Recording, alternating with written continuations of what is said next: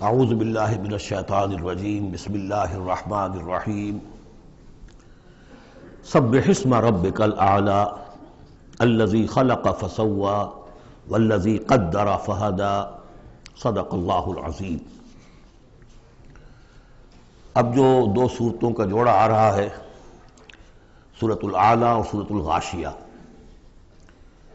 ان دونوں کے بارے میں یہ بات تو آپ میں سے بہت سے حضرات کے علم میں ہوگی کہ نبی اکرم صلی اللہ علیہ وسلم کا یہ معمول تھا کہ جمعہ اور عیدین کی نمازوں میں آپ ان صورتوں کی قرأت فرماتے تھے، پہلی رکعت میں سورۃ الاعلی، دوسری رکعت میں سورۃ الغاشیہ۔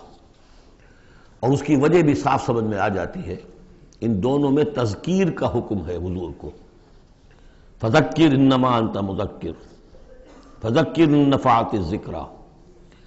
تو چونکہ جمعہ اور عیدین میں خطبہ ہے، باقی نمازیں جو ہیں وہ تو صرف قرآن پڑھا جاتا ہے، لیکن یہ کہ جن نمازوں کے ساتھ خطبہ ہے اس میں وہ تذکیر ہے، یاد دہانی ہے، اور اس کے حوالے سے پھر یہ صورتیں جو ہے حضور نے صلی اللہ علیہ وسلم ان نمازوں کے لیے گویا کہ منتخب کی۔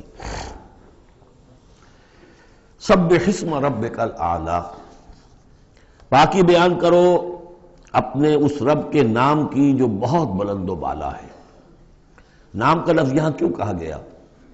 اس لیے کہ ہمارا جو بھی کوئی ذہنی رشتہ ہو سکتا ہے اللہ تعالیٰ کے ساتھ، جہاں تک اس کی ذات ہے، وراء الورا ثم وراء الورا ثم وراء الورا، اس کا کوئی تصور ہمارے لیے ممکن نہیں، ہمارے تخیل سے، تصور سے، وراء الورا ثم وراء الورا، ہمارا جو بھی اس کے ساتھ ذہنی قلبی رشتہ ہے اس کے ناموں کے حوالے سے ہے۔ وَلِلَّهِ الْأَسْمَاءُ الْحُسْنَىٰ فَادْعُوهُ بِهَا، لہذا تسبیح بھی ہوگی اللہ کی، تحمید بھی ہوگی تو اللہ کے ان اسماء کے حوالے سے ہو۔ الذی خلق فسوی والذی قدر فہدی، یہ چار الفاظ جو ہے بہت قابل توجہ ہیں۔ جیسے کہ اس سے پہلے ہم پڑھ چکے ہیں کہ تین الفاظ میں تخلیق کے عمل کو اللہ تعالیٰ نے واضح کیا تقسیم کرتے ہوئے، هو اللہ الخالق البارئ المصور۔ ایک شے کا پہلے ایک ذہن میں نقشہ بنتا ہے، پھر اس کا بالفعل اس کو پھر باہر جو ہے اس کا وجود آتا ہے، پھر اس کے فنشنگ ٹچز ہوتے ہیں، پھر تصویر ہے اس کی۔ الخالق الباری المصور، یہ سورہ حشر کے آخر میں جو اسماء کا گلدستہ ہے سب سے بڑا قرآن حکیم میں، اس میں آخر میں یہی تین ہیں۔ یہاں چار الفاظ ہیں، خلق فسوا۔ اس کو ہم یوں سمجھ سکتے ہیں کہ ایک ہے کسی چیز کا جو اصل حیولہ ہے وہ تیار کر دیا جائے، جس کی سادہ ترین مثال یہ ہے کہ بلڈنگ ہے، اس کا سٹرکچر کھڑا ہو گیا، اب اس کے بعد تسویہ ہے، اس کی چھان پھٹک کر کے اور اس کے سنوارنا ہے، اس کو، اس کے اندر ڈیکوریشن ہے، اس کے اندر مختلف جو ہے خوبصورتی کی چیزیں پیدا کرنی ہے، یہ تسویہ ہے۔ تو تخلیق ڈھانچہ کھڑا ہو جانا، اور تسویہ پھر اس کے اندر تمام چیزوں کو بہتر سے بہتر انداز میں فنشنگ ٹچز دینا۔ والذی قدر فہدی، اب ہر شے کی جو کہ ان دو مراحل سے گزر چکی ہے، تخلیق اور تسویہ کے دو مراحل سے، اب اس کے لیے ایک اندازہ مقرر کیا جاتا ہے، اس کی کیا کیپیبلٹیز ہیں، اس کی کیا پوٹینشیلٹیز ہیں، یا یوں کہیے اس کی کیا لیمیٹیشنز ہیں۔ اب ایک انسان ہے، اشرف المخلوقات ہے، لیکن اس کی یہ لیمیٹیشن ہے کہ وہ اڑ نہیں سکتا۔ پرندہ ہے، چھوٹی سی چڑیا ہے، اڑتی پھرتی ہے۔ تو ہر ایک نوع کی لیمٹس ہیں، ہر ایک نوع کے لیے اللہ تعالیٰ نے اس کی ایک تقدیر، اس کا ایک اندازہ جو ہے مقرر کر دیا ہے۔ پھر انواع کی تقدیر مقرر ہوئی، انسانوں کی بھی تقدیر ہے، وہ جو میں بتا چکا ہوں، شاکلہ جو بنتا ہے، وہ جو بھی جینز آئے ہیں وہ تو اس کی گویا کہ گیون ہیں اس کے لیے، کسی کو ذہانت والے ملے ہیں، کسی کے اندر جسمانی قوت والے زیادہ ہیں، کسی میں کوئی اور وصف ہے، تو یہ بھی اس کے لیے گیون ہے، اور اس سے اس کا شاکلہ تیار ہو جاتا ہے، اس کی شخصیت کا ایک سانچہ بنتا ہے۔ اب ظاہر بات ہے کہ اس کے اندر جو بھی اب وہ محنت کرے گا اس کے اندر اندر کرے گا، اس سانچے سے باہر نہیں نکل سکتا۔ جیسے انگریزی کی کہاوت کہہ لیجئے یا جو بھی اسے کہیں، کہ وہ کہتے ہیں کہ you can't outgrow your skin, یہ کھال جو ہے ہمارے جسم پر چڑھی ہوئی ہے، آپ کتنے ہی موٹے ہو جائیں، میں اور کتنا ہی پھیل جاؤں، لیکن کھال سے باہر تو نہیں نکلوں گا، کھال وہ پھیلتی چلی جائے گی، تو کھال کے اندر رہنا ہے۔ اسی طرح وہ جو سانچہ بن گیا ہے انسان کی شخصیت کا، نیکی کریں گے تو اسی کے اندر اندر کریں گے، بدی کریں گے تو اس کے اندر اندر کریں گے۔ اب اس کی کوانٹٹی جو ہے وہ اللہ تعالیٰ کے ہاں فیصلہ کن نہیں ہے، اللہ تعالیٰ یہ دیکھ لے گا کہ اس شخص کے اندر کتنی کیپیبلٹی تھی، اس کے حساب میں اس نے کیا کیا۔ ایک شخص 100 درجے تک جا سکتا تھا، وہ گیا ہے 50 درجے تک۔ ایک شخص جا ہی سکتا تھا 50 تک اور وہ 50 تک چلا گیا، تو وہ 50 تک جو ہے وہ 100% کامیاب ہو گیا، اور یہ جو ہے ناکام شمار ہو جائے گا۔ تو یہی بات جو ہے میں نے وضاحت پہلے بھی کر دی تھی کہ لا یکلف اللہ نفسا الا وسعها، کسی بھی جان کو اللہ تعالیٰ مکلف نہیں ٹھہرائے گا، رسپانسبل نہیں ٹھہرائے گا مگر اس کی وسعت کے مطابق۔ یہ انڈیویجول سا جو ہے وسعت ہر شخص کی، اس کا شاکلہ، یہ گویا کہ اس کی ذاتی تقدیر ہے۔ فہدا، چوتھی چیز ہے کہ ہر شے کا ایک اندازہ مقرر کرنے کے بعد پھر ایک جبلی ہدایت اس کو دے دی جاتی ہے، چلو ادھر۔ پہلی جبلی ہدایت ہے جس کا ذکر آ جائے گا ابھی تھوڑی دیر کے بعد۔ جبلی ہدایت جو ہے وہ ہر بکری کے اندر ہدایت ہے کہ یہ چیز تمہارے کھانے کی ہے، یہ کھانے کی نہیں ہے۔ بہترین گوشت اس کے سامنے ڈال دیجئے، وہ تو نہیں کھائے گی، تو جبلی ہدایت ہے اس کی۔ اور گوشت کے اور جو ہے آپ شیر کے سامنے بہت اچھی سبزیاں ترکاریاں لا کر ڈال دیجئے، وہ دیکھے گا بھی، تھوکے گا بھی نہیں ان کو، اسے گوشت چاہیے۔ یہ ہے ہر جبلی ہدایت۔ پھر جبلی ہدایت کے اوپر پھر ہدایت کے اور مراحل ہیں جو اللہ تعالیٰ دیتا ہے، پھر وہ اپنی کتابیں نازل فرماتا ہے، اپنے نبی بھیجتا ہے۔ یہ گویا کہ ہدایت کی تکمیل ہے، ورنہ ہدایت تو بنیادی طور پر جو ہے ہر جبلت کے اندر بھی اللہ نے ودیت کر دی ہے۔ تو یہ ہر کریشن کے لیے یہ 4 الفاظ جو یہاں آئے، سبح اسم ربک الاعلی الذی خلق فسوی والذی قدر فہدی والذی اخرج المرعی، وہی ہے کہ جو نکالتا ہے چارہ زمین سے، فجعلہ غثاء احوا، جو شروع میں تو گھاس اگی ہے تو بڑی خوبصورت ہریابل جو ہے، اس کے بعد وہ سیاہ پڑ جاتا ہے اور چورا چورا ہو جاتا ہے۔ سنقرئک فلا تنسیٰ، اے نبی ہم آپ کو پڑھا دیں گے، آپ بھولیں گے نہیں۔ یہ بھی وہی بات ہے جو سورہ قیامہ میں آ چکی ہے، لا تحرک بہ لسانک لتعجل بہ ان علینا جمعہ وقرآنہ، ہمارے ذمہ ہے، آپ یہ مشقت زیادہ اپنے اوپر نہ لیں، یہ ہم کام کر دیں گے، آپ کے سینے میں اس کو جمع کر دیں گے اور پڑھوا دیں گے، ترتیب بھی بتا دیں گے۔ سنقرئک فلا تنسیٰ الا ما شاء اللہ، سوائے اس کے جو اللہ چاہے۔ تو اگر اللہ چاہے، فرض کیجئے یہ اس لیے بات کو واضح کرنے کے لیے، اللہ بھلانا چاہے گا تو آپ لاکھ اپنی زبان کو حرکت دیتے رہیں، اللہ تعالیٰ کی قدرت سے تو آپ باہر نہیں نکل سکتے، آخر اللہ تعالیٰ قدیر ہے اللہ شے پر۔ لیکن یہ کہ یہ صرف اس امکان کو ظاہر کرنے والی بات ہے، اس کا یہ مطلب نہیں کہ اس سے یہ نکل آتا ہے کہ قرآن مجید کی کوئی آیت جو ہے اللہ نے بھلوا بھی دی محمد کو صلی اللہ علیہ وسلم۔ یہ ایسے ہی ہے، قل ان کان للرحمن ولد فانا اول العابدین، اگر اللہ کا کوئی بیٹا ہو تو سب سے پہلے میں پوجوں گا اسے۔ تو یہ اس طرح کی چیز ہے، الا ما شاء اللہ انہ یعلم الجہر وما یخفی، وہ اللہ تعالیٰ جو ہے وہ تو جانتا ہے، خواہ کوئی بلند آواز سے بات کہی جائے اور خواہ اسے چھپایا جائے۔ وَنُيَسِّرُكَ لِلْيُسْرَىٰ، اب یہ لفظ یہاں نوٹ کر لیجئے، یہ آگے بڑھ کر ایک مضمون کھلے گا اس سے، اور سہج سہج تیسیر، یسر سے باب تفعیل، آسان کرنا، اور سہج سہج تھوڑا تھوڑا رفتہ رفتہ ہم آپ کو آسان بنا دیں گے۔ کس چیز کے لیے؟ یسرا، وہ بڑی جو آسانی ہے جنت وہاں پہنچائیں گے، اور جو بڑی کامیابی ہے دنیا میں دین کا غلبہ وہاں بھی پہنچا دیں گے، لیکن سہج سہج ہوگا۔ اس کے لیے اپنا ایک تدریج ہے جو ہماری حکمت میں، ہمارے علم میں ہے۔ ویسے ہم چاہیں آنے واحد میں کر دیں، دین کا غلبہ ہو جائے، کوئی رہے نہ دشمن، آنے واحد میں تمام انسان جو ہے اور تمام جنات کو ابو بکر جیسا بنا دیں، ہم بنا سکتے ہیں۔ لیکن یہ کہ ہماری جو حکمت تخلیق ہے اس میں یہی ہوگا، تیسیر، آہستہ آہستہ، اور یہ فلسفہ آگے چل کر بہت کھلے گا۔ وَنُيَسِّرُكَ لِلْيُسْرَىٰ فَذَكِّرْ إِن نَّفَعَتِ الذِّكْرَىٰ، آپ تو یاد دہانی کراتے رہیے اگر فائدہ دے سمجھانا۔ اور اس میں در حقیقت یہ ہے کہ ذکر جو ہے اللہ تعالیٰ کا اور اللہ تعالیٰ کی تذکیر جو ہے، اگر تو کہہ دیا ہے یہاں پر اگر فائدہ پہنچائے، لیکن اس کا یہ مطلب نہیں کہ اگر فائدہ پہنچائے تبھی تذکیر کی جائے، اس لیے کہ آگے آ رہا ہے سَيَذَّكَّرُ مَن يَخْشَىٰ، یعنی آپ اگر تذکیر کریں گے تو جس کے دل میں کچھ خوف ہے اس کو تو فائدہ ہو جائے گا نا۔ آپ تذکیر فرما رہے ہیں، نئی وحی آ گئی ہے، اسے آپ نے پڑھ کر سنایا ہے، وہ جن کو پرواہ نہیں ہے ان کو تو فائدہ نہیں ہوگا، لیکن آپ کے اہل ایمان ساتھیوں کے علم میں اضافہ ہوگا، ان کے اندر اور جو ہے ایمان جو ہے بڑھے گا۔ سَيَذَّكَّرُ مَن يَخْشَىٰ وَيَتَجَنَّبُهَا الْأَشْقَىٰ، البتہ جو شقی ہے، بدبخت ہے، وہ اس سے اپنا پہلو کترا جائے گا، وہ پہلو موڑ لے گا۔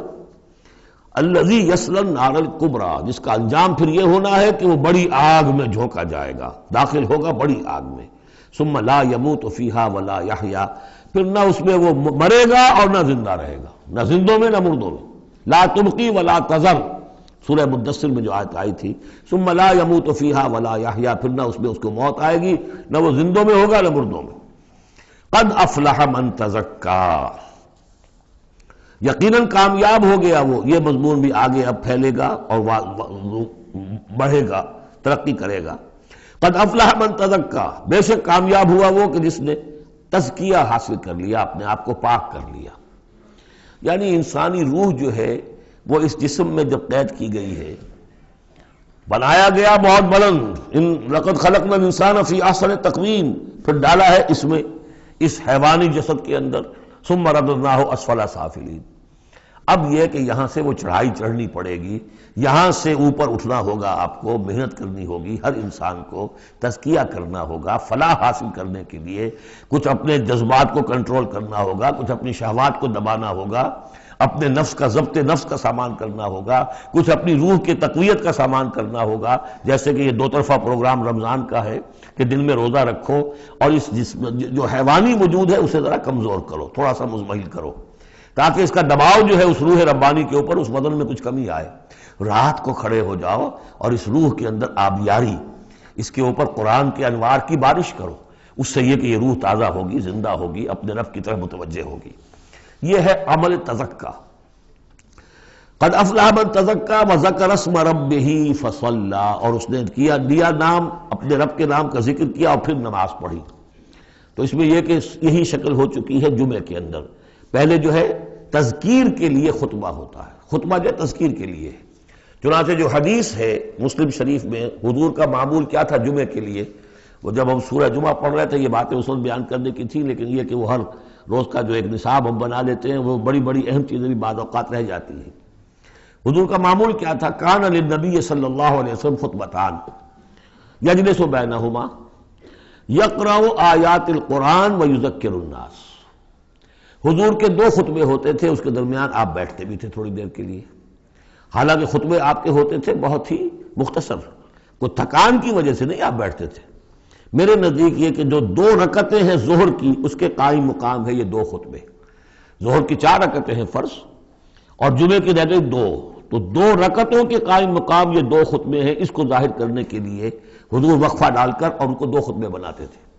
لیکن اس خطبے میں کرتے کیا تھے؟ یقرأ آیات من القرآن، قرآن مجید کی آیات پڑھ کے سناتے تھے، ویذکر الناس، لوگوں کو یاد دہانی کراتے تھے۔ اور اس میں معاملہ کیا تھا؟ از دل خیزت بر دل ریزت، زبان کا حجاب تھا ہی نہیں، حضور کی زبان عربی اور جو سننے والے بیٹھے ان کی زبان عربی، تو لمبے چوڑی بات کی ضرورت بھی نہیں تھی، ہمیں تو معنی بتانے پڑتے ہیں، اس کا مفہوم بتانا پڑتا ہے، تب ترجمہ کرنا پڑے گا، کوئی نحوی اشکال ہو وہ بتانا ہوگا، انہیں کوئی ضرورت نہیں تھی، مختصر ترین خطبہ ہوتا تھا، اور اس میں تذکیر، یاد دہانی۔ اور اسی میں آتا ہے اصل میں وہ حدیث جو آتی ہے کہ وہ جو میں آپ کو بتا رہا تھا کہ وہاں اللہ تعالیٰ، اللہ کے نبی نے بتایا ہے کہ جو پہلی گھڑی میں، اگرچہ اس میں اختلاف ہے کہ اس سے مراد کیا ہے، ایک رائے تو یہ ہے کہ اشراق کے وقت جو لوگ پہنچ گئے مسجد میں، گویا کہ وہ پہلی ساعت میں مسجد میں آ گئے جمعے کے روز، ان کو اتنا ثواب ملے گا جتنا کہ ایک اونٹ کی قربانی سے ہوتا ہے۔ جو دوسری ساعت میں آئیں گے انہیں اتنا ثواب ملے گا جتنا گائے کی قربانی کا، تیسری ساعت میں آئیں گے ان کو اتنا ثواب ملے گا جتنا ایک بکری یا میڑھا جو ہے اللہ کی راہ میں قربان کیا، چوتھی ساعت میں آئیں گے ان کے لیے ایسا ہے کہ ایک جو مرغی ہے وہ اللہ کی راہ میں صدقہ کر دی، اور جو 5ویں میں آئیں گے وہ ایسے جیسے کہ ایک انڈا اللہ کی راہ میں خیرات کر دیا۔ اس کے بعد جو آتا ہے تو جو فرشتے بیٹھے ہوتے ہیں مسجدوں کے دروازوں پر اور ان کے رجسٹر ہوتے ہیں، ان میں حاضری کا اندراج کرتے ہیں وہ۔ اس کے بعد جب امام کا خطاب شروع ہو جاتا ہے، لیکن وہاں خطبہ ہوتا تھا، خطاب نہیں، ہمارے ہاں تو پھر 2 چیزیں ہو گئی، ایک اردو کی تقریر پھر ایک خطبہ۔ جب امام کا خطبہ شروع ہو جاتا ہے تو اس کے بعد فرشتے اپنے رجسٹر بند کرتے ہیں، یستمعون الذکر، وہ بھی اس ذکر کو سننے میں مصروف ہو جاتے ہیں، یعنی اب جو آنے والے ہیں ان کا اندراج نہیں ہوتا۔ اب اس میں جو تعویل کی علماء نے، اور علماء میں سے شاہ ولی اللہ دہلوی کی بھی تعویل ہے یہ کہ ایک تو یہ کہ اس سے مراد یہ ہماری ساعتیں نہیں ہیں بلکہ کچھ خفی ساعتیں ہیں، یہ اگرچہ مجھے اختلاف ہے ان کی رائے سے۔ البتہ دوسری بات انہوں نے جو کہی ہے کہ اس میں جو اندراج نہیں ہوتا وہ اس معنی میں کہ فضیلت اب نہیں رہی، فضیلت گئی، فرض کی ادائیگی تو ہو جائے گی، چاہے خطبے کے دوران بھی آپ پہنچ گئے ہیں، تب بھی جمعے کی فرض کی ادائیگی تو ہو جائے گی، لیکن فضیلت کا معاملہ دفتر فضیلت ہے جو فرشتے بند کرتے ہیں، اب آپ کا اندراج نہیں ہوگا جب امام نے خطبہ شروع کر دیا۔ تو وہ ہے کہ ذکر اسم ربہ، پہلے خطبے میں اللہ کا نام لیا، ذکر کیا، پھر نماز پڑھی۔ یہ ترتیب گویا کہ جمعے کے اندر ہو رہی ہے۔ بل تؤثرون الحیات الدنیا، تمہارا اصل مرض کیا ہے؟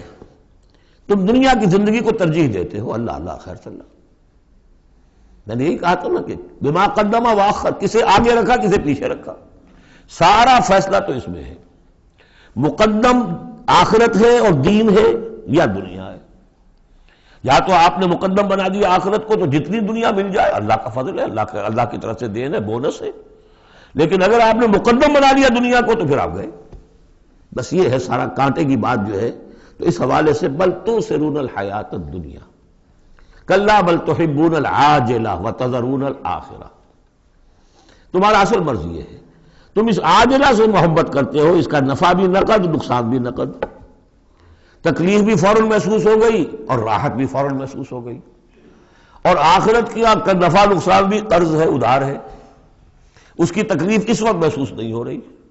انگارے بھر رہے ہیں اپنے پیٹ کے اندر، لیکن وہ انگارے اس وقت پیٹ کو جلا نہیں رہے ہیں، وہ انگارے ظاہر ہو جائیں گے قیامت کے اندر، وہ جلائیں گے اس وقت، لیکن انگارے بھر اس وقت رہے ہو۔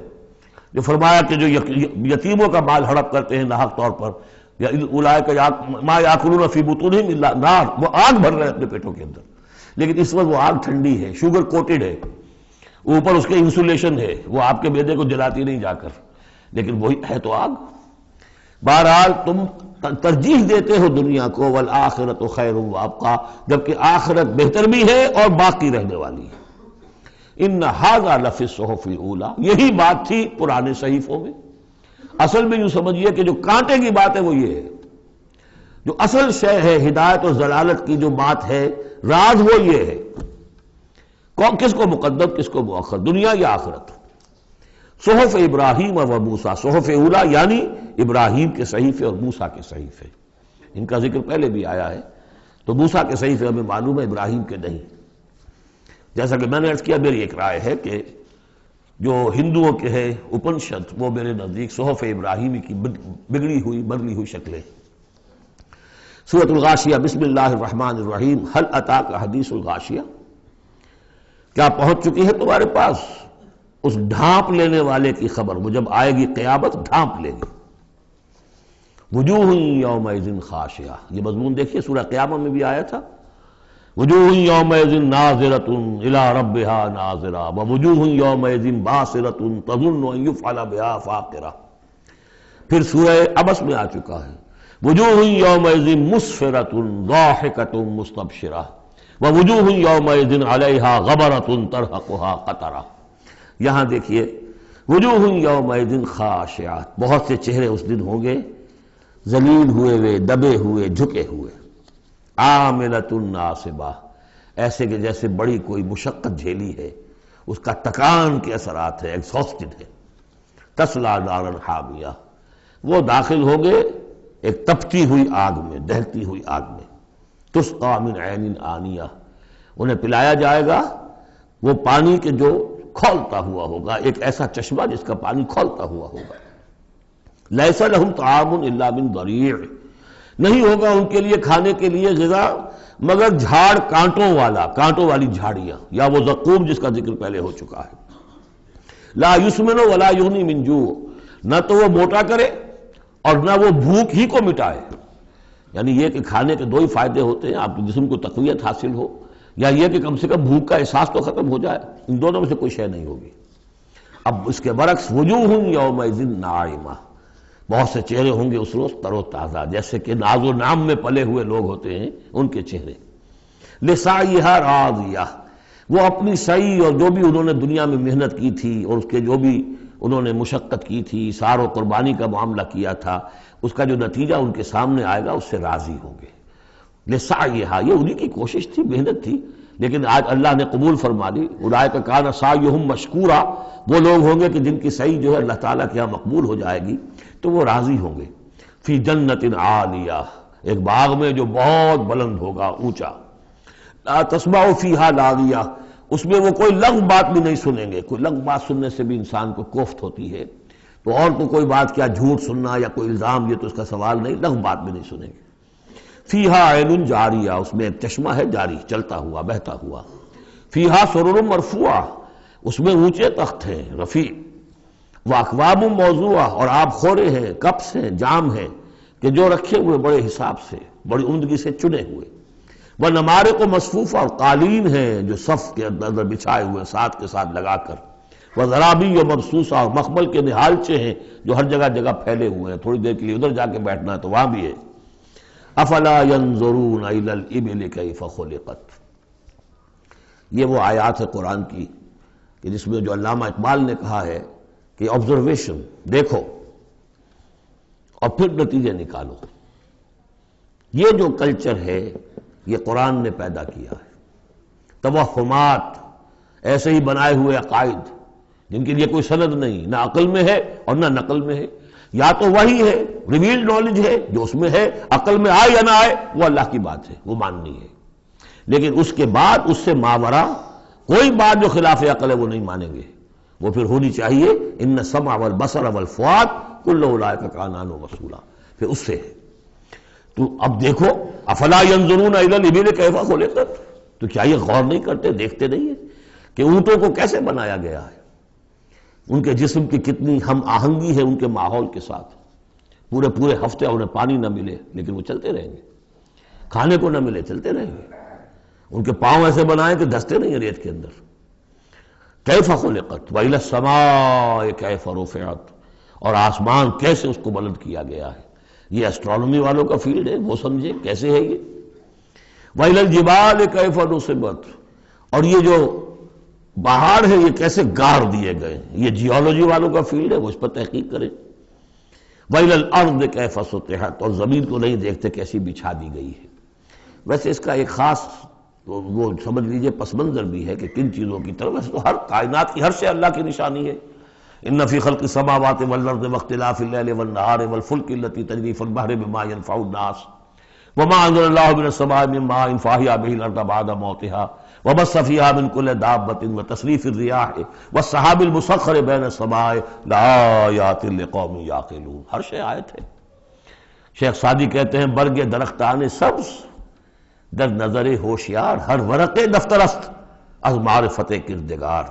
یہ جو درخت ہیں ان کے جو پتے ہیں یہ ہرے ہرے پتے، جو دیکھنے والی آنکھ ہے اس کو تو یہ ان میں سے ہر پتا ایک دفتر نظر آتا ہے معرفت کا، اللہ تعالیٰ کی معرفت کا. اور آج ہمیں معلوم ہوا ہے کچھ نہ کچھ. آج سے پہلے لوگوں کو معلوم نہیں تھا کہ ہر پتے میں ایک فیکٹری ہے، فوٹو سنتھسس کی فیکٹری ہے کہ جو یہ سولر انرجی ہے اسے وہ جذب کر رہی ہے اور اس کو جو ہے کنورٹ کر رہی ہے. وہی انرجی ہے جو لکڑی کے اندر سٹور ہو رہی ہے، پھر آپ لکڑی جلا کر نکال لیتے ہیں. یہ آگ کہاں سے آ گئی؟ وہی سولر انرجی، اس کی سورس وہی ہے. اور اس سولر انرجی کو، سورج کی اس حرارت کو جذب کر رہا ہے یہ پتا، اور وہاں وہ عمل جاری. ہر پتا ایک فیکٹری ہے فوٹو سنتھسس کی. تو برگ درختان سبز در نظر ہوشیار، ہر ورق دفترست از معرفت کردگار. لیکن یہاں چار چیزوں کا ذکر جو ہوا ہے یہ ایک خاص پس منظر ہے. آپ کو معلوم ہے کہ ان لوگوں کے جو پہلے مخاطب تھے قرآن کے، ان کی زندگی گزرتی تھی سفروں میں، لیلۃ الشتاء والصیف. اور سارا یہ حجاز کا علاقہ تھا جب یہ چلتے تھے تو چلتے ہوئے کیا چیز ہے؟ اونٹ پر تو سوار ہیں، اوپر آسمان ہے، دانے بائیں پہاڑ ہے، نیچے زمین ہے. یہ چار چیزیں وہ تھی کہ جو ان کے لیے ہر وقت ہر آن ان کی نگاہوں کے سامنے. دیکھتے تو تم ہو لیکن یہ حیوانوں کا سا دیکھنا دیکھ رہے ہو تم. یہ تو اونٹ نے بھی دیکھ لیا کہ اوپر آسمان ہے نیچے زمین ہے اور ادھر پہاڑ ہے ادھر پہاڑ ہے، یہ تو اس نے بھی دیکھ لیا. تم نے کیا دیکھا؟ دم چیز پیامش شریدی نہ شنیدی در خاک تو یک جلوہ آمیخت نہ دیدی. یہ سانس جو آ رہا ہے یہ پیام ہے، کوئی پیغام ہے اللہ کا. کبھی سنا ہے کہ نہیں سنا؟ اور تمہاری خاک کے اندر ایک جلوہ بھی ہے، جلوہ ربانی، روح ملکوتی بھی ہے. کبھی دیکھا ہے اس کو؟ دیدن دیگر آموز شریدن دیگر آموز. یہ صرف حیوانوں کا سا دیکھنا اور حیوانوں کا سا سننا. اس سے ذرا آگے بڑھو، انسانوں کا سا دیکھنا، انسانوں کا سا سننا سیکھو. تو یہ ہے وہ کہ اب ان کو دیکھو، ان چیزوں کو آبزرو کرو، ان کی حکمتوں کو دیکھو. ان کو انویسٹیگیٹ کرو، اس میں قوانین فطرت جو ہیں، قوانین طبی ہیں، ان کا انکشاف ہوگا. یہ ساری چیزیں تمہارے لیے مسخر کر دی گئی ہیں، تم ان کو ماسٹر کرو، ان کو اپنے استعمال کرو، ایکسپلائٹ کرو. یہ سارا کام تمہارے لیے ہے. تمہیں خلافت دی گئی ہے زمین کی، پوری دنیا تمہارے لیے بنائی گئی ہے. خلق لکم ما فی الارض جمیعا، تمہارے لیے بنائی گئی. لیکن یہ کہ اس میں توہمات ہو جائیں تو پھر ظاہر بات ہے کہ وہ علم کا راستہ رک جائے گا. افلا ينظرون الى الابل كيف خلقت والى السماء كيف رفعت والى الجبال كيف نصبت والى الارض كيف سطحت فذكر انما انت مذکر. تو اے نبی آپ نصیحت کرتے رہیے، تذکیر کرتے رہیے، ان کو بتاتے اور سکھاتے رہیے، یاد دہانی کرتے رہیے. آپ تو بس یاد دہانی کرانے والے ہیں، آپ ان کے اوپر لست علیہم بمسیطر، آپ کو داروغہ نہیں ہے کہ کان پکڑ کر لے آئیں ان کو ہدایت کے راستے پر. یہ آپ کا کام نہیں. الا من تولا وکفر، سوائے اس کے کہ جس نے منہ موڑا اور کفر کیا، فیعذبہ اللہ العذاب الاکبر، پھر اس کو تو اللہ عذاب دے گا، سب سے بڑا عذاب. کیوں سب سے بڑا عذاب؟ رسول کے آنے کے بعد جبکہ حق بالکل عریاں ہو کر سامنے آ جائے، کوئی شک و شبہ باقی نہ رہے، ان کی سیرت کے بارے میں، ان کی شخصیت کے بارے میں کوئی داغ نہیں، کوئی دھبا نہیں، کوئی انگلی اٹھ نہیں سکتی. اور جس طریقے سے آیات ربانیہ انہوں نے پڑھ پڑھ کر سنا دی ہیں، اب بھی اگر کوئی نہیں ہے تو معلوم ہوا کوئی خیر نہیں ان کے اندر. اب یہ شدید ترین عذاب کے مستحق ہیں. انا الینا ایابہم، اے نبی ان سب کو ہماری طرف لوٹ کر آنا ہے. ثم ان علینا حسابہم، پھر ہمارے ذمہ ہم حساب لے لیں گے. آپ اپنا کام کیے جائیے، جو آپ کا فرض ہے آپ ادا کیجئے، باقی یہ ہم پر چھوڑیے. ذرنی والمکذبین، سمجھے، مجھے چھوڑ دیجئے، میں ان سے نمٹ لوں گا. ذرنی والمکذبین اولی النعمہ مہلہم قلیلا. اور دیکھیے کس طرح یعنی سورہ تاریخ جو ختم ہوئی ہے کہ ایک ہی آیت میں مہلہم، آپ کو ان کو ذرا دیجئے، مہلت دیجئے. امہلہم، دونوں صیغوں میں، باب تفعیل بھی اور پھر باب افعال بھی. ان الینا ایابہم ثم ان علینا حسابہم اللہم حاسبنا حسابا یسیرا اللہم حاسبنا حسابا یسیرا. آمین یا رب العالمین. سورۃ الفجر. بسم اللہ الرحمن الرحیم. والفجر ولیال عشر والشفع والوتر واللیل اذا یسر. یہ قسمیں جو ہیں، پہلے جیسے کہ اس کی مشکلات القرآن میں سے ہیں اور اس طرح کے دورے میں اس میں بحث نہیں ہو سکتی، لیکن یہ کہ فجر، عام خیال یہ کہ اس سے مراد ہے 10 ذی الحج کی جو فجر ہوتی ہے، جس کے بعد کہ نہر ہوتا ہے، قربانی ہوتی ہے، وہ گویا کہ کلائمیکس ہے پھر حج کے افعال کا. ولیال عشر، اور اس سے پہلے کی 10 راتیں. ظاہر بات ہے کہ 10 تاریخ جب ہوگی تو 10ویں رات گزر چکی ہے، تو یکم ذی الحج سے لے کر اور 10 ذی الحج تک کی یہ 10 راتیں جو ہے گزر چکی ہیں. والشفع والوتر، اور ایک 10 راتیں وہ ہے کہ جو عشرہ رمضان مبارک میں ہیں، اس میں شفع اور وتر کا فرق ہے، جفت اور طاق کا. طاق میں پھر لیلۃ القدر ہے. ویسے یہ کہ یہ طاق رات کون سی ہوتی ہے، اب اس کے بارے میں کافی کچھ ایک مسائل پیدا ہو چکے ہیں. کہ اب ہماری جو ہے آج کی 25 تاریخ ہے اور سعودی عرب میں 26 ہے، کل ہمارے ہاں 26 ہوگی، وہاں 27 ہوگی. اور یہاں ہمارے پاکستان میں بھی شمالی علاقوں میں، پٹھانوں کے علاقے میں بہت سے علاقے ہیں جس میں کہ آج جو ہے وہ 26ویں ہے اور کل 27ویں ہوگی. یہ بھی ایک مسئلہ ہے اس وقت، لیکن اس وقت اس پر گفتگو کا موقع نہیں. بہرحال یہاں تک والشفع والوتر، یہی خیال ہے کہ اس سے مراد ہے کہ یہ جو راتیں ہیں جو جفت اور طاق ہیں ماہ رمضان مبارک کے آخری عشرے کی. واللیل اذا یسر، اور رات، اس گواہ ہے رات جبکہ وہ چلے. حل فی ذالک قسم لذی حجر، اس میں ہے کوئی دلائل ہے، قسم ہے ان لوگوں کے لیے کہ جو عقل مند ہیں. ان میں جو نشانیاں ہیں ان چیزوں کے اندر جن کو کہ گواہی کے اندر پیش کیا گیا ہے. اب آ رہا ہے مضمون. الم تر کیف فعل ربک بعاد، تم نے دیکھا نہیں کیا کیا تھا آپ کے رب نے عاد کے ساتھ، قوم عاد کے ساتھ کیسے ہلاک کیا تھا. ارم ذات العماد، وہ ارم جو ستونوں والا تھا. خیال یہ ہے کہ ارم جو ہے یہ قوم عاد کا شاہی خاندان تھا، جیسے فراعنہ مصر کے، نماردہ عراق کے، تبع یہ تھے یمن کے، اور ارم جو ہے یہ قوم عاد کا جو خاندان تھا بادشاہی، ان کا لقب تھا. ذات العماد، اونچے اونچے ستونوں والا۔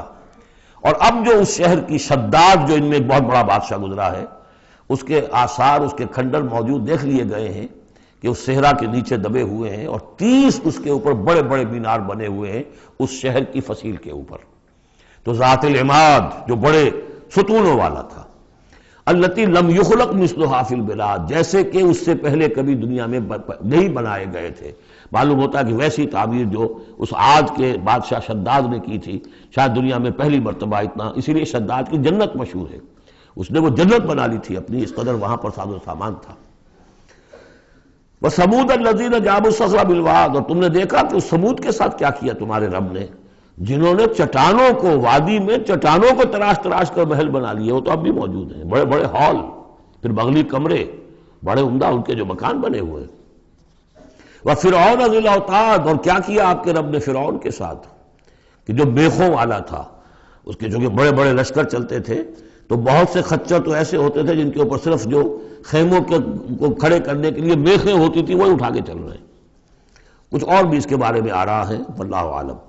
الذین طغوا فی البلاد، اصل بات یہ ہے کہ ان تمام قوموں نے سرکشی اختیار کی ملکوں میں، فاکثروا فیہا الفساد، ظاہر بات ہے جب اللہ کے خلاف سرکشی ہوگی تو خلق کے لیے فساد ہو جائے گا۔ اکثروا فیہا الفساد، اس میں بڑا فساد پیدا کر دیا۔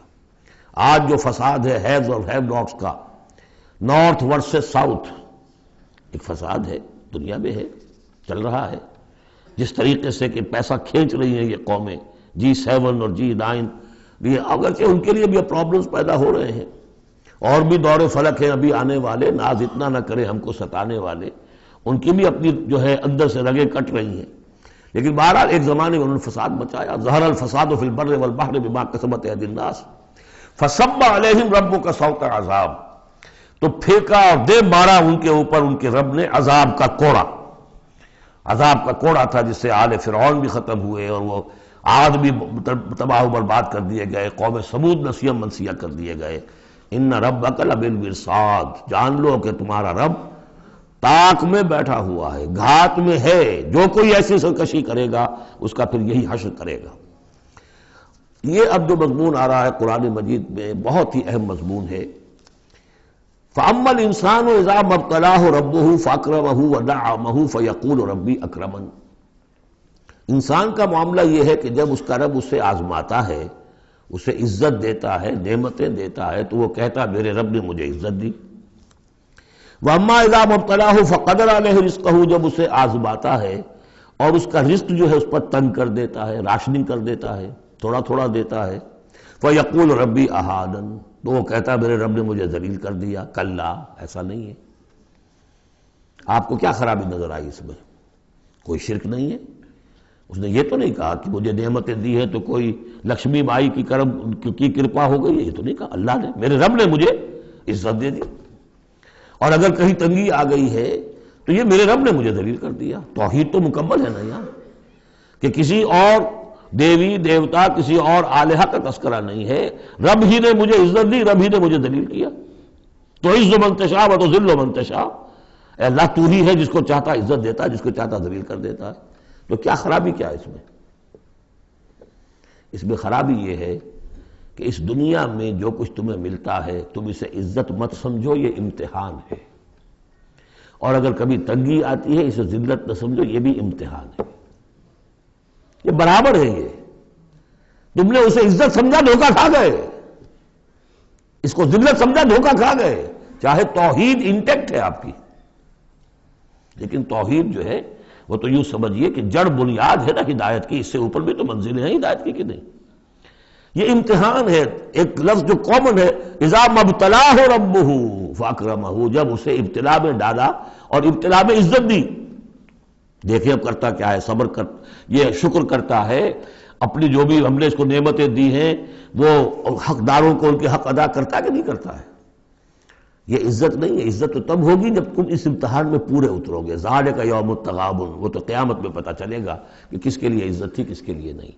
کسی کو تنگی دی ہے تو یہ ذلت نہیں ہے، دیکھنا ہے صبر کرتا ہے کہ نہیں کرتا۔ کہیں یہ بالکل مستر ہو کر اور اپنی عزت نفس جو ہے ہتھیلی پر رکھ کر لوگوں کے سامنے مانگنے کے لیے تو نہیں نکل جاتا، پتہ چل گیا نا۔ تو یہ امتحان ہے۔ تو پہلا درجہ سمجھیے کہ چاہے فراوانی ہو، عیش ہو، آرام ہو، دولت ہو، یہ بھی امتحان، تکلیف ہے، رنج ہے، محنت ہے، مشقت ہے، اسرت ہے، تو یہ بھی امتحان، دونوں برابر ہو گئے۔ اب بھی ہدایت اس سے اوپر بھی ہے ایک۔ ہمارے دل میں یہ چور رہے گا پہلا امتحان آسان ہے دوسرا مشکل ہے، نہیں، حقیقت اس کے برعکس ہے۔ پہلا مشکل ہے، یہ دولت میں رہ کر بھول جانے کا آپ کے اندر زیادہ امکان ہے۔ میں حدیث آپ کو سنائی تھی، ما قل و کفا خیر مما کثر و الہا، اگر زیادتی ہوگی، دولت ہوگی، تم اللہ کو بھول جاؤ گے تو زیادہ سخت نقصان یہ ہے، زیادہ بڑا امتحان یہ ہے، اور اگر ناپ تول کر مل رہا ہے تو ہر وقت اللہ یاد رہے گا، یہ ہلکا ہے، اگر حقیقت وہ بھاری ہے۔ اور اسی میں وہ واقعہ نوٹ کر لیجئے امام احمد ابن حنبل رحمۃ اللہ علیہ کا، کہ جب وہ مار پڑ رہی تھی کہ جس کے بارے میں الفاظ ہے کہ ہاتھی کو بھی وہ مار پڑتی تو بلبلا اٹھتا، اس وقت آنکھوں میں آنسو نہیں آئے۔ کب آئے؟ جب بادشاہ وقت، خلیفہ وقت کا ایلچی آیا ہے اشرفیوں کے توڑے لے کر کہ یہ بادشاہ نے آپ کے لیے نذرانہ بھیجا ہے، تب رو پڑے، اے اللہ میں اس امتحان کے قابل نہیں ہوں، یہ امتحان سختر ہے۔ تو یہ ہے درجہ بدرجہ، لَتَرْكَبُنَّ طَبَقًا عَنْ طَبَقٍ، تو ہدایت کے بھی یہ درجے ہیں۔ پہلا درجہ تو یہ ہے کہ جو بھی ہے اللہ کی طرف سے ہے، تنگی ہے تو اللہ کی طرف سے، اور فراوانی ہے تو اللہ کی، یہ توحید تو پوری ہو گئی آپ کی، اللہ کی طرف سے ہے۔ لیکن اس میں اب آگے درجے ہیں کہ یہ امتحان ہے، یہ بھی امتحان، وہ بھی امتحان، اس اعتبار سے دونوں بھی امتحان ہیں، یہ دونوں برابر ہیں۔ اس سے بھی اوپر یہ ہے، وہ امتحان مشکل ہے فراوانی والا، اور یہ امتحان جو ہے یہ آسان ہے۔ فَأَمَّا الْإِنسَانُ إِذَا مَا ابْتَلَاهُ رَبُّهُ فَأَكْرَمَهُ وَنَعَّمَهُ فَيَقُولُ رَبِّي أَكْرَمَنِ وَأَمَّا إِذَا مَا ابْتَلَاهُ فَقَدَرَ عَلَيْهِ رِزْقَهُ فَيَقُولُ رَبِّي أَهَانَنِ كَلَّا۔ لیکن چونکہ تمہاری ذہنیت یہ ہے، لہذا تمہارا طرز عمل کیا ہے؟ بَلْ لَا تُكْرِمُونَ الْيَتِيمَ، تم یتیم کی عزت نہیں کرتے، وَلَا تَحَاضُّونَ عَلَىٰ طَعَامِ الْمِسْكِينِ، تم مسکینوں کو، غریبوں کو کھانا کھلانے پر ایک دوسرے کو اکساتے بھی نہیں ہو، خود تو کیا کھلاؤ گے، اس لیے کسی اور سے اگر کہہ دیں گے تو وہ پلٹ کر کہہ دے گا تم کیوں نہیں کھلا دیتے، لہذا بہتر یہ ہے کہ خاموشی رہو۔ وَلَا تَحَاضُّونَ عَلَىٰ طَعَامِ الْمِسْكِينِ وَتَأْكُلُونَ التُّرَاثَ أَكْلًا لَمًّا، اور تم چاہتے ہو کہ ساری وراثت اور میراث سمیٹ کر تم ہی ہڑپ کر جاؤ۔ اور وہ رواج وہاں پر یہ تھا، ہندوؤں میں تو اب تک بھی شاید ہے، کہ وہ بڑا بیٹا جو ہے بس وہی وارث ہے، باقی کسی کا کوئی حق ہوتا ہی نہیں۔ یہ تو قرآن نے دیا ہے تفصیلی قانون وراثت۔ باقی یہ ہے کہ جس شخص کا ہاتھ پڑ گیا اور جس میں جو بڑا کوئی طاقتور ہے وہ چھوٹے بہن بھائیوں کو کیا دیتا تھا؟ کچھ بھی نہیں۔ تم چاہتے ہو کہ ساری میراث تم جمع کر کے ہڑپ کر لو۔ وَتُحِبُّونَ الْمَالَ حُبًّا جَمًّا، اور مال سے تو تم محبت کرتے ہو ٹوٹ کر، وہ تو گویا کہ کوٹ کوٹ کر بھری ہوئی ہے تمہارے دل میں۔ کلا، یہ دو صورتیں اس اعتبار سے ان کو ذہن میں رکھیے کہ خاص عرب کا جو ایک معاشرہ تھا، اس کا ایک کلچر تھا، اس کی ایک ثقافت تھی، اس کی تصویر ہے جو ان دونوں صورتوں میں آ رہی ہے۔ ایک ان کا اپنا ثقافت کا، ان کا ماحول، غریبوں کو کھانا کھلانا، یہ ان کے ہاں سمجھا جاتا تھا اچھا کام ہے، لیکن یہ کہ جو لوگ دولت کی محبت میں مبتلا ہو گئے وہ کیسے کریں گے اس کو، اور جو بھی وہاں پر ہو رہا تھا زوردار جو بھی ہے طاقت والا سب کو سمیٹ لیتا تھا۔ کلا اذا دکت الارض دکا دکا، اس آیت کے ترجمے دو بھائیوں نے علیحدہ کیے ہیں۔ دو بھائی کون؟ امام الہند شاہ ولی اللہ دہلوی کے فرزندان گرامی رحمت اللہ علیہ و رحمت اللہ علیہما، باپ پر بھی رحمت ہو اللہ کی اور دونوں بیٹوں پر بھی۔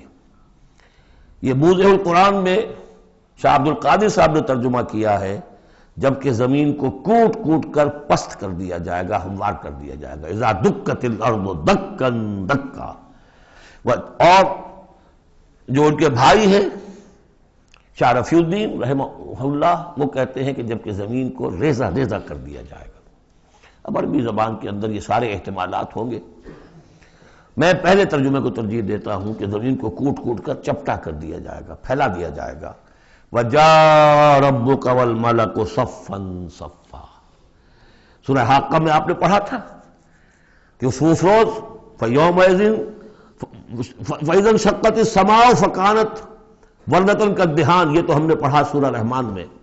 اور پھر یہ کہ وہاں بڑا بھربھرا سا ہو جائے گا، والملک علی ارجائہا، اس کے کناروں کے اوپر جو ہیں وہ فرشتے ہوں گے، ویحمل عرش ربک یومئذ، یہ عرش ربک فوقہم یومئذ ثمانیہ، اور 8 فرشتے اس روز اللہ کے عرش کو لے کر اتریں گے۔ جاء ربک والملک صفا صفا، اس سے اندازہ ہوتا ہے کہ قصہ زمین برسر زمین ہی طے ہوگا، جو ہم نے کمایا جو گنوایا یہی کمایا یہی گنوایا، کوئی نیکی کمائی تو یہاں اور کوئی بدی کمائی تو یہاں، یہ سارا قصہ زمین زمین ہی پر ہوگا۔ زمین کو پھیلایا جائے گا، مدت کھینچا جائے گا، چپٹا کر دیا جائے گا، کوٹ کوٹ کر پہاڑ چڑھا دیے جائیں گے، وہ ریت روئی کے گالے بن جائیں گے، نہ اس میں کہیں کوئی موڑ ہوگا، نہ اونچائی ہوگی، نہ ڈھلوان ہوگی، سورہ طٰہٰ میں ایک بار سے۔ تو یہ ساری چیزیں کر کے پھر یہیں پر اللہ تعالیٰ کا نزول اجلال ہوگا، اس کی کوئی تجلی ہوگی جس کو لے کر کے خاص طور پر 8 فرشتے جو ہیں وہ نازل ہوں گے۔ وَجَاءَ رَبُّكَ وَالْمَلَكُ صَفًّا، فرشتے ہوں گے صفے باندھے ہوئے۔ وَجِيءَ يَوْمَئِذٍ بِجَهَنَّمَ، اور لے آئی جائے گی اس دن جہنم بھی، اور جیسا کہ میں نے عرض کیا غالباً وہ اسی زمین میں سے نکل آئے گی، یہی جو اندر موجود ہے، جو لاوا نکلتا ہے کبھی، ان تمام جو بھی یہ آتش فشاں پہاڑ ہوتے کہاں سے نکلتا ہے؟ یہ اندر ہے زمین کے، اگر اس کو کوٹ دیا جائے، اس کو کھینچا جائے تو وہی چیز ظاہر ہو جائے گی، سامنے آ جائے گی۔ واللہ عالم۔ یومئذ یتذکر الانسان وانیٰ لہ الذکریٰ، اس دن انسان کو سبق یاد آئے گا، یاد کرے گا، چیتے گا وہ انسان، یہ شاہ صاحب کا لفظ تھا، چیتے گا انسان، یاد آ جائے گا اسے کہ وہ کیا کر کے لایا تھا یہاں پہ، اور اسے پوری نصیحت حاصل ہو جائے گی۔ لیکن اب یہ نصیحت کس کام کی؟ یومئذ یتذکر الانسان وانیٰ لہ الذکریٰ، اب یہ کس لیے؟ اب تو اس کا کوئی فائدہ نہیں۔ وہ تو دنیا میں اگر تم نے دیکھا ہوتا، سوچا ہوتا، حقائق تم پر منکشف ہوتے تو فائدہ تھا، یہاں تو نہیں۔ یقول یا لیتنی قدمت لحیاتی، وہ کہے گا ہائے کاش میں نے اپنی زندگی کے لیے کچھ آگے بھیجا ہوتا۔ یہ لفظ نوٹ کیجئے، حیاتی، میری زندگی تو اصلی یہ ہے، آج معلوم ہوا مجھے، میں تو دنیا کی زندگی کو زندگی سمجھتا رہا، وہ زندگی نہیں تھی، وہ زندگی کی تمہید تھی، وہ ایک امتحانی وقفہ تھا، چھانٹی کرنے کے لیے اللہ تعالیٰ نے تمہاری بڑی طویل زندگی میں، وہ زندگی برطرز اندیشہ سود و زیاں ہے زندگی، ہے کبھی جاں اور کبھی تسلیم جاں ہے زندگی، تو اسے پیمانہ امروز و فردا سے نہ ناپ، جاویداں پہ ہم دواں ہر دم جواں ہے زندگی۔ اس زندگی کا تھوڑا سا حصہ کاٹ لیا موت کا وقفہ ڈال کر، یہ ہے آپ کا ٹیسٹنگ پیریڈ، خلق الموت والحیات لیبلوکم ایکم احسن عملا۔ تو امتحان پاس کرتے ہو اچھے مستقبل کے لیے، اس امتحان کو پاس کرنا تھا اس آخرت کے لیے۔ اب وہ کہے گا یقول یا لیتنی قدمت لحیاتی، کاش کہ میں نے اپنی زندگی کے لیے کچھ آگے بھیجا ہوتا۔ فیومئذ لا یعذب عذابہ احد، تو اس دن وہ عذاب دے گا کہ جیسا عذاب کوئی نہ دے سکے، لا یعذب عذابہ احد، اس کا سا عذاب نہ دے سکے کوئی اور، ولا یوثق وثاقہ احد، اور اس کا سا باندھنا نہ باندھ سکے کوئی اور۔ لیکن اسی وقت خوش قسمت ہوں گے، کوئی خوش قسمت جن سے کہا جائے گا یا ایتھا النفس المطمئنہ، اے نفس مطمئنہ۔ کون؟ جو اس زندگی میں، امتحانی زندگی میں مطمئن ہو کر اپنے رب کی بندگی میں لگا رہا، یکسوئی کے ساتھ اس کے دین کے ساتھ چمٹا رہا، مطمئن۔ یا ایتھا النفس المطمئنہ ارجعی الی ربک راضیۃ مرضیہ، اب لوٹ جاؤ اپنے رب کی طرف اس حال میں کہ تم اس سے راضی، وہ تم سے راضی۔ رضی اللہ عنہم ورضوا عنہ فادخلی فی عبادی، داخل ہو جاؤ میرے نیک بندوں میں۔ اولئک مع الذین انعم اللہ علیہم من النبیین والصدیقین والشہداء والصالحین، جاؤ ادھر جاؤ۔ وادخلی جنتی، اور داخل ہو جاؤ میری جنت میں۔ اللہم ربنا اجعلنا منہم، بڑی ہمت کرنی پڑے گی یہ کہنے کے لیے کہ پروردگار ہمیں ان میں شامل فرما دے۔ سورۃ البلد، اب یہ اس کا جوڑا ہے۔ بسم اللہ الرحمن الرحیم، لا اقسم بہذا البلد، یہ میں نے نہیں وضاحت کی آپ کے سامنے، یہ لا اقسم کیوں ہے؟ لا اقسم، لا اقسم بیوم القیامہ، لا اقسم بالنفس اللوامہ، فلا اقسم بالشفق واللیل وما وسق۔ یہ لا جو ہے نافیہ نہیں ہے، یہ لا ہے اس معنی میں تم جو کہہ رہے ہو غلط ہے، میں قسم کھاتا ہوں قیامت کے دن کی۔ اسی طرح تمہارے دماغ میں جو بیٹھا ہوا غلط نہیں، جیسے کہ انگریزی میں نے I swear by the day of judgment, لیکن ہوتا کیا ہے انگریزی میں نے کے بعد کاما لگ جاتا ہے تو آپ کو پتہ چل گیا یہ علیحدہ ہے، لیکن عربی میں یہ قومیں وغیرہ ہے نہیں۔ تو لا اقسمو میں نہیں قسم کھاتا، یہ نہیں ہے، نہیں قسم ہے مجھے قیامت کے دن کی، نہیں قسم ہے مجھے اس شہر کی۔ کون سا شہر؟ مکہ مکرمہ۔ کیوں؟ یہ ابھی بات میں واضح ہو جائے گی۔ وَأَنْتَ حِلٌّ بِهَذَا الْبَلَدِ، اور اے نبی آپ حلال کر لیے گئے ہیں اس شہر میں، اور کچھ لوگوں نے ترجمہ کیا ہے آپ کے لیے حلال ہو جائے گا یہ شہر، یعنی یہ کہ ایک وقت آئے گا کہ اس شہر میں خونریزی کرنا آپ کے لیے اس کی اجازت ہو جائے گی، حالانکہ یہ جو ہے بلد الحرام ہے، گویا کہ فتح مکہ کے دن کچھ نہ کچھ تو وہاں پہ آخر خونریزی ہوئی ہے، بہت کم، منیمم ہوئی تو ہے، لیکن یہ کہ میرے نزدیک وہ مفہوم نہیں، مفہوم پہلا ہے۔ آپ کو حلال کر لیا گیا اس وقت، آپ کی عزت نفس پہ حملے ہو رہے ہیں، آپ کو ستایا جا رہا ہے، آپ کو تکلیفیں دی جا رہی ہیں، آپ جھیل رہے ہیں۔ دیکھیے ایک تو یہ شہر ہے وادی غیر ذی زرع جس میں کچھ پیدا ہی نہیں ہوتا، وہاں کی زندگی ویسے ہی مشقت والی زندگی تھی، اس کے اوپر to add fuel to fire, اے نبی آپ پر اب یہ جو مشقت پڑی ہوئی ہے کہ آپ دعوت حق کے ضمن میں جو مشقتیں جھیل رہے ہیں تو ہم اس کی قسم کھا رہے ہیں۔ لا اقسم بہذا البلد وانت حل بہذا البلد ووالد وما ولد، اور تیسری قسم والد اور اولاد، یہ ایک اور مشقت ہے جو انسان پر ہے، اولاد کا پالنا، پروان چڑھانا، پرورش کرنا، کتنا بڑا بوجھ۔ یہ قسمیں کھا کر کیا کہا؟ لقد خلقنا الانسان فی کبد، ہم نے انسان کو محنت و مشقت ہی میں پیدا کیا ہے۔ یہ گویا کہ اس کے ساتھ جوڑ لیجئے، یا ایھا الانسان انک کادح الی ربک کدحا فملاقیہ۔ تو میں نے اس وقت بھی عرض کیا تھا غالب کے جو دو اشعار ہیں، قید حیات و بند غم اصل میں دونوں ایک ہیں، بہت سے پہلے آدمی غم سے نجات پائے کیوں؟ مشقت تو یہاں ہر ایک کے لیے، محنت ہے، مشقت ہے، تکلیف ہے، مسائل ہیں، پریشانیاں ہیں، کوفت ہے، ہر شخص کے لیے، بس ذرا سا فرق ہے، کوئی ایئر کنڈیشن کمرے میں بیٹھا ہوا ہے لیکن چین نہیں ہے، ایئر کنڈیشن کمروں کے اندر مخملی گندیلوں پر نیند نہیں آ رہی ہے، کوئی شخص ہے کہ جس کو مشقت جو ہے جسمانی ہے، کسی کی مشقت جو ہے وہ نفسیاتی ہے، مشقت ہے۔ لقد خلقنا الانسان فی کبد، یہاں کوئی بھی اس کبد سے، اس مشقت سے مستثنا نہیں ہے۔ قید حیات و بند غم اصل میں دونوں ایک ہیں، موت سے پہلے آدمی غم سے نجات پائے کیوں؟ لیکن وہاں سورہ انشقاق میں اس سے اگلا مرحلہ ہے کہ اب تو گھبرا کے یہ کہتے ہیں کہ مر جائیں گے، مر کے بھی چین نہ پایا تو کدھر جائیں گے، مرنے کے بعد پھر کھڑے ہونا ہے اللہ کے حضور میں جا کر۔ فملاقی یا ایھا الانسان انک کادح الی ربک کدحا فملاقیہ فاما من اوتی کتابہ بیمینہ۔ اب یہ وہاں پر مسئلہ ہو جائے گا۔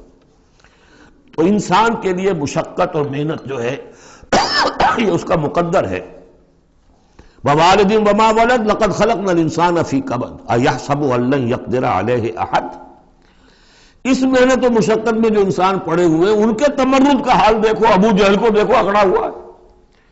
اگر ان کے لیے دنیا میں آسانیاں ہوتی تو یہ کیا کرتے، کیا ستم ڈھاتے، کیا بغاوتیں کرتے؟ کیا انسان یہ سمجھتا ہے کہ اس کے اوپر کوئی قابو نہیں پائے گا؟ یقول اہلکت مالا لبدا، یہ اب ان کا کلچر ہے، بڑے فخر سے کہتا ہے میں نے تو بڑا ڈھیروں مال جو ہے شیخی مارتا ہے، میں نے ہلاک کر دیا، میں نے کھانے کھلائے، غریبوں کو کھلائے۔ یہ بھی ان کی مسابقت رہتی تھی ان میں جو لوگ تھے۔ اب ابو جہل کا بھی قول یہی ہے نا، جب اس سے پوچھا گیا کہ کیا تمہارے خیال میں محمد جھوٹے ہیں صلی اللہ علیہ وسلم، انہوں نے کہا نہیں ان کا بھی جھوٹ نہیں بولا۔ پھر تم کیوں نہیں ان پر ایمان لاتے؟ کہ بھائی بات یہ ہے ہمارا ان کا مقابلہ تھا، بنو ہاشم کا اور ہمارے خاندان کا، انہوں نے کھانے کھلائے، ہم نے ان سے بڑھ کر کھلائے، انہوں نے اور خدمت کی، حجاج کی، ہم نے ان سے بڑھ کر کی، ابھی تک تو ہم کندھے سے کندھا جوڑے چلے آ رہے ہیں، اب اگر ہم ان کی نبوت مان لیں تو ہم تو ہمیشہ کے لیے غلام ہو جائیں گے، یہ صورت مجھے گوارا نہیں۔ Give the devil his due، اس نے بالکل صحیح بات کہہ دی، جھوٹا میں نہیں سمجھتا محمد کو صلی اللہ علیہ وسلم۔ کتنا اخلاقی روب تھا حضور کا اس پر، وہ ہم پڑھ لیں گے آگے چل کر جب سورہ علق ہم پڑھیں گے، وہ بعد میں اسی وقت کے لیے موضوع ہے۔ تو وہ شیخی مارتے تھے میں نے اتنا مال ہلاک کر دیا، اتنا خرچ کیا، اتنا غریبوں میں لٹایا۔ اَيَحْسَبُ أَن لَّمْ يَرَهُ أَحَدٌ، کیا اس کا گمان ہے اسے کسی نے دیکھا نہیں ہے؟ اگر تو واقع تم اسے نیکی کی تھی تو جس کے لیے نیکی کی تھی اس نے تو دیکھ لیا ہے، بیان کیوں کر رہا ہے؟ اگر اللہ کو راضی کرنے کے لیے کوئی کیا تھا تو اس کے تو علم ہے۔ أَلَمْ نَجْعَل لَّهُ عَيْنَيْنِ، کیا ہم نے اس کو دو آنکھیں نہیں دی؟ وَلِسَانًا وَشَفَتَيْنِ، اور زبان دی اور دو ہونٹ دیے۔ وَهَدَيْنَاهُ النَّجْدَيْنِ، اور ہم نے اس کو راہ دکھلا دی دو گھاٹیوں کی، دو گھاٹیوں کی ہدایت دے دی۔ اس میں عام رائے تو یہ ہے کہ اس سے مراد ہے نیکی اور بدی، لیکن یہ کہ مجھے اس رائے سے زیادہ اتفاق ہے جن کے خیال میں اس سے مراد ہے ماں کی دو چھاتیاں، ابھار ہوتے ہیں، نجدین اس کو کہتے ہیں جو چیز ابھری ہوئی ہو۔ یہ جبلی ہدایت ہے جو بچہ لے کر آیا ہے۔ کس نے پڑھایا اس کو؟ کس نے یہ سکھایا ہے اس کو کہ جاؤ چوسو اور تمہارے اندر دودھ آ جائے گا، تمہیں جو ہے غذا مل جائے گی؟ یہ ہدایت ہے اللہ کی، وہ میں نے عرض کیا تھا جبلی ہدایت۔ الذی خلق فسوی والذی قدر فہدی، یہ ہدایت تو وہ لے کے آیا بچہ، اسے معلوم میری غذا کہاں ہے۔ اس کی ماں میں، اس کے منہ میں جاتا ہے ماں کا دودھ اور وہ اس کو چوستا ہے اور پیتا ہے، کہیں سے سیکھ کر آیا ہے، کوئی ٹریننگ اس کو دی گئی۔ وَهَدَيْنَاهُ النَّجْدَيْنِ، بہرحال دونوں معنی آپ ذہن میں رکھیے۔ فَلَقْتَحَمَ الْعَقَبَةَ، لیکن وہ گھاٹی کو عبور نہ کر سکا۔ گھاٹی کون سی ہے بھائی؟ وَمَا أَدْرَاكَ مَا الْعَقَبَةُ، جانتے ہو وہ گھاٹی کون سی ہے؟ فَكُّ رَقَبَةٍ، کسی گردن کا چھڑا دینا، آزاد کر دینا، کسی غلام کو آزاد کرا دینا اپنا مال خرچ کر کے، یا کسی مقروض کا قرضہ ادا کر دینا اپنے مال سے۔ او اطعام فی یوم ذی مسغبہ، یا کھانا کھلا دینا بھوک کے دن جبکہ اپنے بھی لالے پڑے ہوئے ہوں، قحط کا عالم ہو، اور آدمی کو نظر آ رہا ہو کہ میرا اپنا سٹور بھی جو ہے گندم کا ختم ہو رہا ہے، پھر بھی کھانا کھلائے بھوکے کو۔ یتیماً ذا مقربۃ، اس یتیم کو کہ جو قرابت دار بھی ہے، بھتیجا ہے، بھانجا ہے۔ او مسکیناً ذا متربہ، یا وہ محتاج جو مٹی میں رل رہا ہے۔ ثم کان من الذین آمنوا وتواصوا بالصبر وتواصوا بالمرحمہ۔ دیکھیے یہ ہے وہ فلسفہ جو سورہ حدید میں آیا تھا، اب اچھی طرح سمجھ لیجئے۔ اس میں سے انسان کا اس گھاٹی میں سے نکل جائے گا تو آگے رستہ صاف ہے۔ وہ اصل جو بریک لگا ہوا ہے وہ مال کی محبت کا ہے، اس کو کھولو گے پھر گاڑی چلاؤ، چلے گی گاڑی۔ جس کے دل میں یہ مال کی محبت ہے، جو مال کو خرچ نہیں کر سکتا کسی بھی ضرورت مند کے اوپر، کسی ادائے حقوق کے اندر، اب وہ شخص جو ہے وہ تو گویا کہ اس گھاٹی سے نکلا ہی نہیں۔ اسے ایمان کی کہاں نعمت میسر آئے گی، ایمان لے بھی آئے گا اس حال میں تو منافق ہوگا۔ سمجھ رہے میری بات کو؟ اگر یہ گند دل میں سے نکلا نہیں، پاک نہیں ہوا، تو ایمان لے بھی آئے گا کسی وجہ سے تو منافق بنے گا، مومن تو نہیں بن سکتا صحیح معنی میں۔ اس گندگی کو دور کرو، جیسا کہ ہم نے وہاں پڑھا تھا، اعلموا ان اللہ یحیی الارض بعد موتها قد بینا لکم الآیات لعلکم تعقلون ان المصدقین والمصدقات واقرضوا اللہ قرضا حسنا یضاعف لهم ولهم اجر کریم والذین آمنوا باللہ ورسلہ، یہ منزل طے کر کے اگر ایمان لایا ہے انسان تو اولئک هم الصدیقون والشہداء، وہ ان کے مراتب عالیہ کھلے ہوئے ہیں، ادھر جاؤ یا ادھر جاؤ اپنی استاد طبع اور مزاج کے مطابق۔ یہاں بھی وہی ہے، پہلے یہ کام کیے ہوں فلقتحم العقبہ، اگر اس گھاٹی کو عبور کر لے، اور گھاٹی کون سی ہے؟ فک رقبۃ او اطعام فی یوم ذی مسغبۃ یتیما ذا مقربۃ او مسکینا ذا متربہ ثم کان من الذین آمنوا وتواصوا بالصبر وتواصوا بالمرحمہ۔ زمین کے اندر سے یہ گند آپ نے نکال دیا، شوریلی زمین کے اندر جو بھی تھا اس کو صاف کر کے اب بیج ڈالیے ایمان کا۔ ثم، یہ زمین تیار ہو گئی ہے، اب بیج ڈالیے۔ ثم کان من الذین آمنوا، پھر ہوا وہ ان لوگوں میں شامل کہ جو ایمان لائے اور تواصوا بالصبر وتواصوا بالمرحمہ۔ یہ وہ مضمون یہاں آ گیا ہے، والعصر ان الانسان لفی خسر الا الذین آمنوا وعملوا الصالحات وتواصوا بالحق وتواصوا بالصبر۔ اور یہاں پہ ترتیب بدلی ہوئی ہے، وہاں ایمان کے بعد عمل صالح یا عمل صالح کے بعد ایمان ہے۔ وہاں تواسی بالحق کے بعد تواسی بالصبر ہے، یہاں تواسی بالصبر پہلے ہے، تواسی بالمرحمہ بعد میں ہے۔ تو اس میں تقابل سے بہت سے جو حقائق ہیں وہ کھلتے ہیں۔ اب وقت تیزی سے ختم ہو رہا ہے۔ ثم كان من الذين آمنوا وتواصوا بالصبر وتواصوا بالمرحمہ، اگر اس گھاٹی کو عبور کر کے آدمی آئے اور پھر وہ ایمان لانے والوں میں شامل ہو تو پھر اس کا معاملہ اولئک هم الصدیقون والشہداء عند ربهم، اولئک اصحاب المیمنہ، یہ ہوں گے میمنہ والے، داہنے والے۔ وہ داہنے والا ہم پڑھ چکے ہیں سورہ واقعہ میں بھی، فاصحاب الیمین ما اصحاب الیمین واصحاب الشمال ما اصحاب الشمال فالسابقون السابقون کنتم ازواجا ثلاثا، تین گروہوں میں تم تقسیم ہو جاؤ گے۔ پھر یہ بھی ہو سکتا ہے ان کو جو اعمال نامے دیے جائیں گے داہنے ہاتھ میں دیے جائیں گے، ان کو جو اعمال نامے تھمائے جائیں گے وہ بائیں ہاتھ میں تھمائے جائیں گے۔ اولئک اصحاب المیمنہ، ویسے یمن کا لفظ آتا ہے خوش بختی کے لیے، تو یہ خوش بخت لوگ ہیں، یہ کامیاب ہو گئے، یہ رشد اور سعادت کی منزلوں کو پا گئے، یہ فوز اور فلاح تک پہنچ گئے۔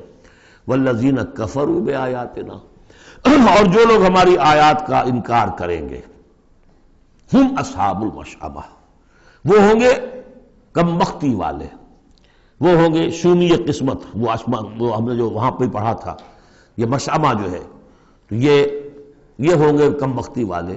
علیہم نار موصدہ، ان پر آگ بند کر دی جائے گی، یعنی ایک وہ ہے آگ کہ جس کا باہر نکل رہے ہیں، لپٹیں نکل رہی ہیں، ایک یہ کہ بند کر دیا جائے تو ساری حرارت اندر ہی اندر رہے، گویا کہ جسے دم پخت کہتے ہیں آپ، پوری کی پوری جو ہے ان کے اوپر آگ موند دی جائے گی۔ علیہم نار موصدہ، اللہ تعالی ہمیں اس سے بچائے اور ہمیں اللہ تعالی اپنی شان غفاری اور شان رحیمی کی طفیل ہمیں اصحاب جنت میں داخل فرمائے۔ بارک اللہ لی ولکم فی القرآن العظیم۔